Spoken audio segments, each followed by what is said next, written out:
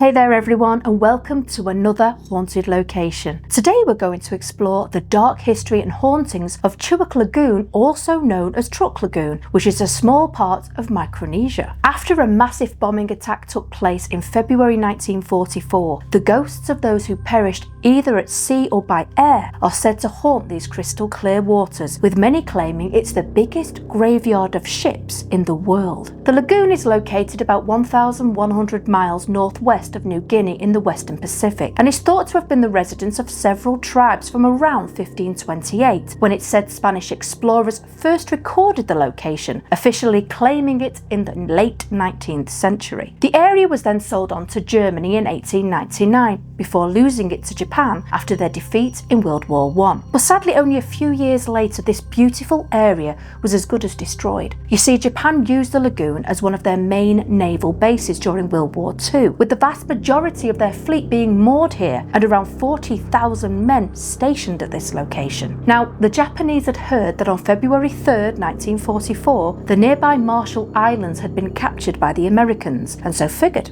it was only a matter of time until Chuuk Lagoon came under attack.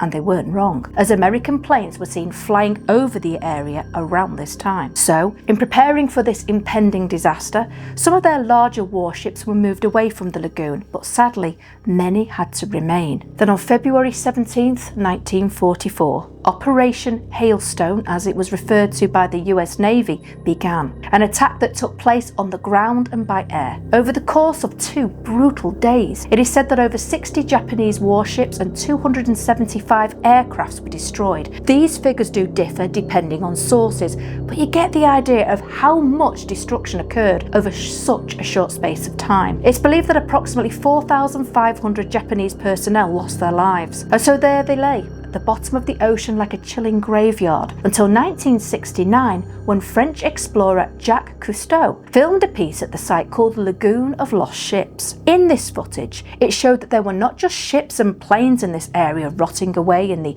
unforgiving waters, but it was also teeming with the bodies of the deceased. As you can imagine, the horror of this discovery prompted a Japanese recovery effort to take place, with them pulling many remains from in and around the wreckages and giving them the burial they deserved. But many bodies are still down there. But this also created a fascination for the location, with divers and researchers travelling here to see the aftermath of the devastation caused all those years ago. It is said that you can see how some ships were sunk, with one having been taken out by a torpedo due to the destruction to the middle of the ship. Many researchers are trying to give the ships back their identities too, with one that has been identified as Guzei Maru, which has a huge hole in it, indicating that it's sunk via a bomb landing on it. Now, it's not just ships and planes that are resting underwater, but the cargo of some of these vessels too. These include weapons, spare parts, motorcycles, cars, and radios, to name a few. Unfortunately,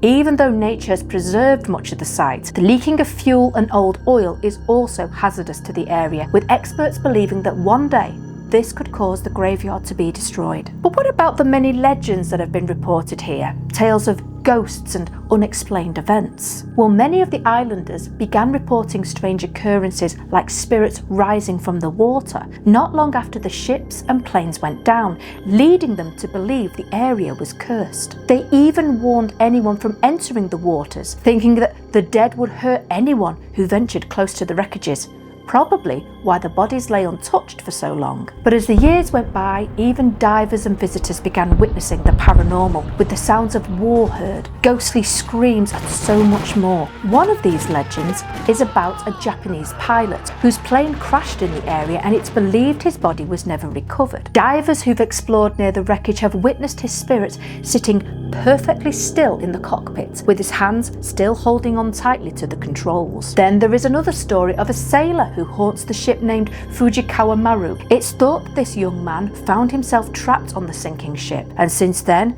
his spirit has been seen still smartly dressed in his uniform, staring blankly out at the divers as they pass by. Divers have heard and even recorded sounds coming from the engine room from ships like Fujikawa Maru. And on Hokimaru, a ship that contained many trucks, motors can be heard. Others have reported the sound of voices calling out for help or whispering to them, which must be really upsetting as well as alarming, as we all know we shouldn't be able to hear such things tens of feet below the surface of the water. Then there is also a cave close to the graveyard where many have seen a strange ghostly light emitting from it. In this area, explorers have claimed to have been touched on their shoulders when no one was around. Many of the local divers, when asked about the supposed hauntings, are said to be absolute in their belief the area is haunted. It is also said that even though many of the spirits are harmless, there are some who even now are angry and cause people who have swum the location to become seriously ill, leading them to have to carry out an exorcism to purify themselves. This area remains very popular with divers and tourists, even though the legends of hauntings continue. Visitors have claimed to feel cold spots and hear strange noises, while a sense of foreboding wraps around them. Now, I'm sure you're aware that skeptics claim that all these stories are nothing more than superstition, but locals feel that with the tragedy that occurred here and so many lives lost, it can hardly be surprising that the dead can't rest, possibly being trapped in their watery grave. In my opinion, a place that is filled with so much death and after the poor victims experience pure fear and dread in their final moments is a site that very well could be haunted. These tales of hauntings have been going on since 1944, so can all the people who have heard or seen something paranormal really be wrong? It's easy to call stories like this crap, especially if you're a skeptic, as proof can be hard to find. But spirits are not going to perform for people on a whim like in life. They can be quiet for periods. Also, some people are more open-minded to the unexplainable, meaning that they may well see, hear or feel something that a skeptic doesn't, as their mind may well be closed off from such things. But what are your thoughts on Chuuk Lagoon?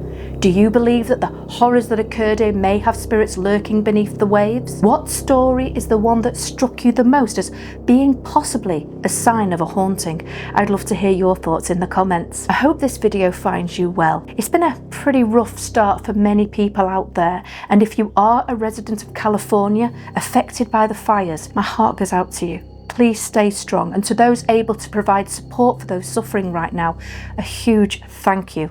You're a hero. So until next time, my friends, stay safe out there.